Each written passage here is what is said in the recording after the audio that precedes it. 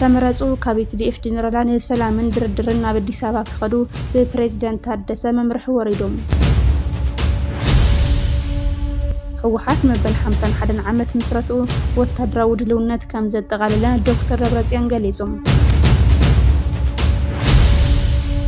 ጀነራል ታደሰ ከቢድ መምርሒ አውሪዶሎም ካብ ጸለምቲ ሓድሽ ሓበሬታ ይስማዓሎ ልምላው ማእሰርቲ ጨውያን ይካይድ ከም ዘሎ ጽላል ሲቪል ማሕበረሰብ ምዕራብ ትግራይ ዝገለጸት ኮይና ድሕርቲ አብይ አሕመድ ኣብ ፓርላማ ዝሃቦ ትዕዛዝ ሙሉእ ምዕራብ ትግራይ ዝስንብሉ ሓድሽቲ ጸጥታውን ፖለቲካውን ትርኢታት ይፈጠሩ ምህላዎም ሓቢራላ ግብጺ ወታደራዊ ናውቲ ንመንግስቲ ኤርትራ ትማሊ ርክክብ ፈጺማ ሶማልያን ግብጽን ኣብ ዝርብ ካይሮ ስትራቴጂካዊ ምሕዝነት ደጋጊመን ኣረጋጊጸን እዚኦምን ካልኦትን እዋናዊ ሓበሬታታት ሒዝናልኩም ቀሪና ኣለና ክሳብ መወዳእታ ምሳና ክትኾኑ ሰብስክራይብ ብምግባር ኣዋል ስድራ ቤትና ንክትኾኑ ንቪድዮና ድማ ላይክ ብምግባር ሓገዛትኩም ኣይተለየና እንዳበልና ናብ ዝርዝራቶም ክንሰግር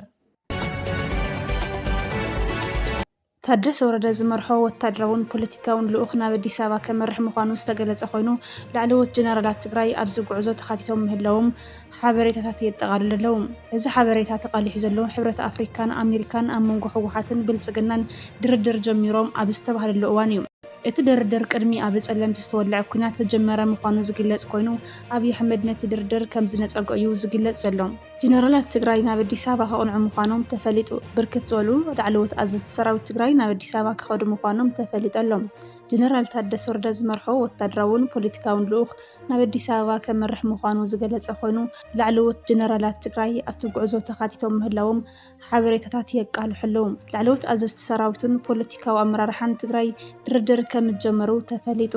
እቲ ድርድር ቅድሚ 2 ሰሙናት ተጀመረ ምዃኑ ዝተሓበረ ኮይኑ ይኹን እምበር ብወገን ፌደራል መንግስቲ ከም ዝተነጸገ እዩ ተገሊጹ ዘሎ እቲ ድርድር ብሕብረት ኣፍሪካ ተጀመረ ምዃኑ ጸብጻባት ዘመላኽቱ ኮይኖም ይኹን እምበር እቲ ድርድር ኣብ መንጎ ከም ዝተቋረጸን ብወገን አዲስ አበባ ከም ዝተነጸገ እዩ ንምፍላጥ ተኻኢሉ ዘሎ እቲ ድርድር ቅድሚ እቲ ኣብ ጸለምቲ ዝተወልዐ ኩናት ክጅመር ተባሂሉ መደብ ተታሒዙ ከም ዝነበረ እዩ ዝተገለጸ ይኹን እምበር ሕዚ እቲ ድርድር ኣሜሪካ ተሓዊሳቶ ከም ዘላን እቲ ካልኣይ ዙር ድርድር ድማ ክጅመር ድፊት ትገብር ከም ዘላ እዩ ተፈሊጡ ዘሎ ነሲዑ ድማ ብወገን ትግራይ ኣብቲ ድርድር ንምስታፍ ጊዜያዊ ምምሕዳር ዝመርሖ ልኡኽ ናብ አዲስ አበባ ክኸይድ ምዃኑ እዩ ተገሊጹ ኣብቲ ዘተ ድማ ላዕለዎት ኣዘዝቲ ሰራዊት ትግራይ ኣብቲ ድርድር ክሳተፉ ምዃኖም እዩ ዝተረኸበ ሓበሬታ ኣመላኺቱ ዘሎ እዚ ድርድር ድማ ዘ ኢኮኖሚስት ብዛዕባ ምፍራስ ውዕሊ ፕሪቶሪያ ዘጠንቅቕ ሓድሽ ጸብጻብ ኣብ ዘቃልሕሉ እዋን እዩ ኣብ መንጎ ህወሓትን ፌደራልን ሓድሽ ድርድር ንምጅማር ዲፕሎማስያዊ ጻዕሪ ይካየድ ኣሎ ኣብ ትግራይ ብፍላይ ድማ ኣብ ዞባ ራያ ተፈጢሩ ዘሎ ወታደራዊ ወጥሪ ናብ ሙሉእ ኩናት ከይሰጋገር ኣፍሪካ ሕብረትን ማሕበረሰብ ዓለምን ሓድሽ ዙር ድርድር ንምጅማር ጽዑቕ ምንቅስቓስ ይገብሩ ምህላዎም ተገሊጹ ይኹን እምበር እዚ ጻዕሪ እዚ ብወገን መንግስቲ ፌደራል ተቐባልነት ይስእን ምህላውን እቲ ዞባ ናብ ዳግማይ ደማዊ ጎንፂ ይቐርብ ምህላውን ኣህጉራዊ ትካላት የጠንቅቑ ኣለዉ ብመሰረት ዝወፁ ጸብጻባት ኣፍሪካ ሕብረት ኣብ ዝሓለፉ ሰሙናት ነቲ ኣብ መንጎ ሰራዊት ፌደራልን ሰራዊት ትግራይን ተፈጢሩ ዘሎ ወጥሪ ንምህዳእ ምስ ክልቲኦም ወገናት ንምዝራብ ጻዕሪ ገይሩ ነይሮም እንተኾነ ግን መንግስቲ ኢትዮጵያ ነቲ ጉዳይ ከም ናይ ውሽጢ ዓዲ ጉዳይ ብምውሳድ እቲ ሕብረት ጣልቃ ንኸይኣቱ ብምክልካሉ እቲ ናይ ሽምግልና ጻዕሪ ከም ዝፈሸለ ዘ ኢኮኖሚስት ሓቢሩ ኣሎ ዘ ኢኮኖሚስት ኣብ ዘውፅኦ ትንተና እቲ ብደገፍ ማሕበረሰብ ዓለም ዝተፈረመ ውዕሊ ፕሪቶሪያ ዓብይ ሓደጋ ወዲቑ ምህላው ገሊጹ መንግስቲ ኢትዮጵያ ሓይልታት ትግራይን ብወገን ምዕራብ ትግራይ ነቢሎም ናብ ሱዳን መተሓላለፊ መስመር ንምኽፋት ይዳለወሉ ዝበለ ስግኣት ከም ዘለዎ ዝጠቐሰ እቲ ጸብጻብ እዚ መንግስቲ ፌደራል ዝያዳ ጽኑዕን ወታደራውን መርገጺ ንኽሕዝ ይደፍእ ኣሎ ኢሎም እዚ ምስሓብ እዚ ነቲ ንሰለስተ ዓመታት ጸንሐ ተኣፋፊ ሰላም ናብ መወዳእታ የብጽሖ ምህላው ተገሊጹ ዲፕሎማስያዊ ጸቕጢ ሕቡራት መንግስታት ኣሜሪካን ኣብ ኢትዮጵያ ዝርከብ ኣምባሳደር ኣሜሪካ ኤርቪን ማሲንጋ ኣብ ዝሓለፈ ሰሙን ኣብ ዘመሓላልፎ መልእኽቲ ሰላም ትግራይ ዘረጋገጸሉ እቲ እንኮ መንገዲ ብዘተን ልዝብን ጥራይ ምዃኑ ኣገንዚቡ ዝኾነ ይኹን ወታደራዊ መጥቃዕቲ ንድሕንነት እቲ ዞባ ሓደጋ ምዃኑ ዝገለጸ ማሲንጋ ክልቲኦም ወገናት ናብ ናይ ፕሪቶሪያ መንፈስ ክምለሱ ፀዊዑ ኣሎ ላዕለዎት ኣዘዝቲ ሰራዊት ትግራይን ቀዳማይ ሚኒስትር ኣብይን ኣብዚ ሕዚ እዋን ሓደ ካብቲ ዝያዳ ተስፋ ዝተነበረሉ ዘሎ ምዕባለም ላዕለዎት ኣዘዝቲ ሰራዊት ትግራይ ብፍላይ ድማ ፕሬዚደንት ጀነራል ታደሰ ወረደ ምስ ቀዳማይ ሚኒስትር ኣብይ ኣሕመድ ብቐጥታ ንኽራኸቡ ዝግበር ዘሎ ምንቅስቓስ እዩ። እዚ ርክብ እዚ ነቲ ኣብ መንጎ ፖለቲከኛታት ዘሎ ዕንቅፋት ብምሕላፍ ብወታደራዊ መንገዲ ሰላም ንምርግጋጽ ዝዓለመ ምዃኑ ምንጭታት ይሕብሩ። እዚ ምንቅስቓስ እዚ ተሳኺዑ መራሕቲ ሰራዊት ትግራይ ምስ ቀዳማይ ሚኒስትር ኣብይ ኣሕመድ እንተተራኺቦም እቲ ወጥሪ ንምንካይ ዓብዪ ዕድል ክኸፍት ከም ዝኽእል ድማ ይግመት።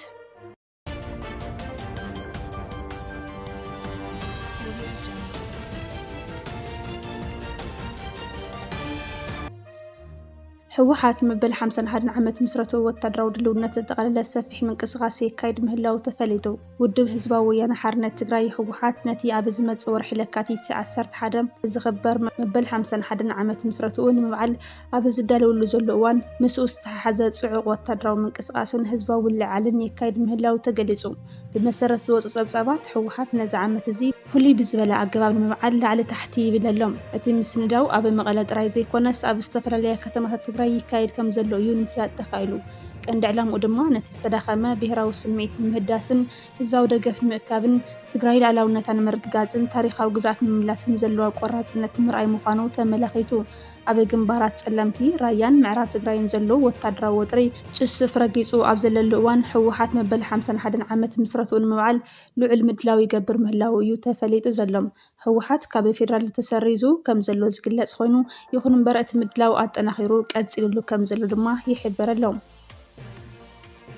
ምዕራብ ትግራይ ናብ ሓድሽ ስጋኣትን ምምዝባልን ኣትያ ኣላ። ጽላል ሲቪል ማሕበረሰብ ምዕራብ ትግራይ ጅምላዊ ምስፋር ሰባትን ገሰት ሰብኣዊ መሰላትን እናተጋደደ ምዃኑ ተገሊጹ። ኣብ ከባቢ ጸለምቲ ተወሊዑ ካብ ዘሎ ወታደራዊ ጎንፅን ቀዳማይ ሚኒስትር ኣብይ ኣሕመድ ኣብ ፓርላማ ካብ ዝሃቦ መደረ ምስዒቡ ኣብ ምሉእ ምዕራብ ትግራይ ዝስንብዱ ሓደሽቲ ጸጥታውን ፖለቲካውን ትርኢታት ይፍጠሩ ምህላዎም ጽላል ሲቪል ማሕበረሰብ ምዕራብ ትግራይ ኣፍሊጡ ኣሎ። እቲ ውድብ ካብቲ ቦታ ዝበጽሑ ሓበሬታ ብምጥቃስ ኣብ ዘውፅኦ መግለጺ እቲ ዞባ ናብ ዝኸፈ ቅልውላው ይመርሕ ምህላው ኣጠንቂቑ። ብመሰረት መግለጺ ጽላል ሲቪል ማሕበረሰብ ምዕራብ ትግራይ ኣብቲ ከባቢ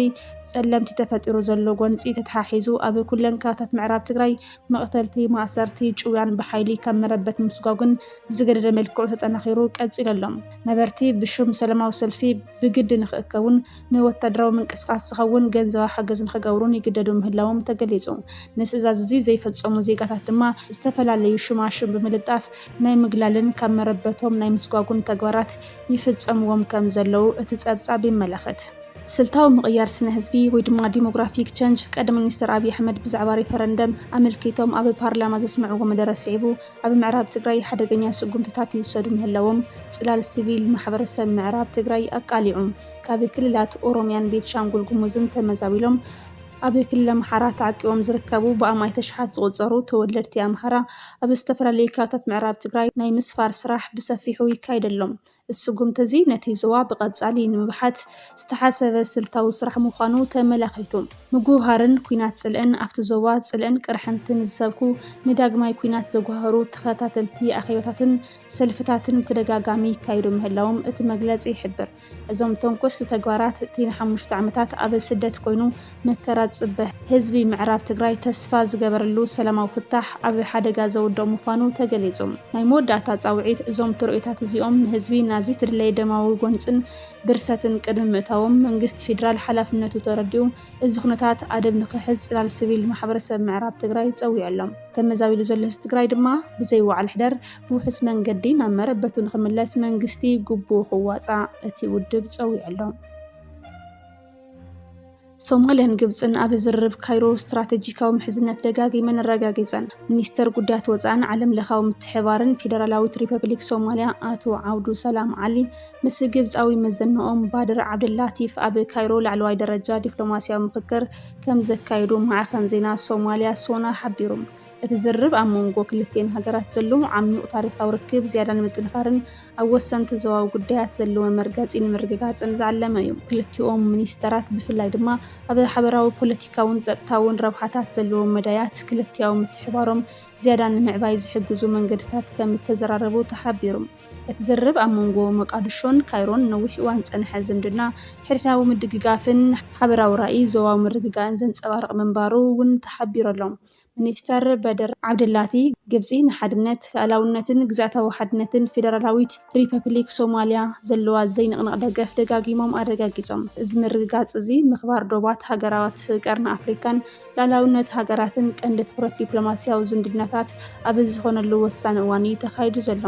እቶም ሰመዚ ብተወሳኺ ኩነታት ፀጥታ እቲ ዞባ ብዕምቀት ብምግምጋም ኣብ ቀርኒ ኣፍሪካ ሰላምን ምርግጋእን ንምስራት ዝግበር ፃዕሪ ንምጥንኻር ተስማዕሚዖም ኣለዉ። እቲ ኣኼባ ኣብቲ ዞባ ዝረኣዩ ሓደሽቲ ብድሆታትን ዕድላትን ብሓባር ንምፍታሕ ጥቡቕ ዲፕሎማስያዊ ምውህሃዶም ክቕፅልሉ ቃል ብምእታው ከም እተዛዘመ ማዕኸን ዜና ሶማልያ ሶና ጸብጺቡ።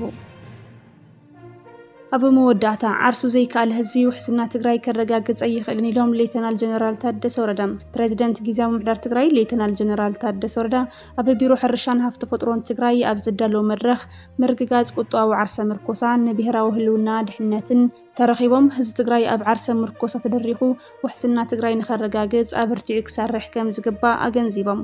እቶም ፕሬዚደንት ኣመራርሓን በዓል ሞያን ዋላ ሓመድ መሳሊ እታ ናይ መወዳእታ ክሳኸዓን በቲ ዝተረኸበ ውፅኢት ክልካዕን ከም ዘለዎ ገሊፆም። ፕሬዚደንት ጀነራል ታደሰ ሕርሻ ገጠር ቀልጢፉ ለውጢ ንምምፃእ ቢሮ ሕርሻ በይኑ ዝሰርሖ ዘይኮነስ ምስ ቢሮ ማይ ኢነርጂን ሓቢርካ ተሓጋጊዝካ ብምስራሕ ኣብ ስራሕቲ መስኖ ውፅኢት ዘምፅእ ስራሕ ክስራሕ ከም ዝግባእ ተሓሳሲቦም። እቲ ማይ ይኹን ናይ ኢነርጂ ሃብትና ኣብ ትግራይ ዝሕሸ እዩ ዝበሉ ፕሬዚደንት ታደሰ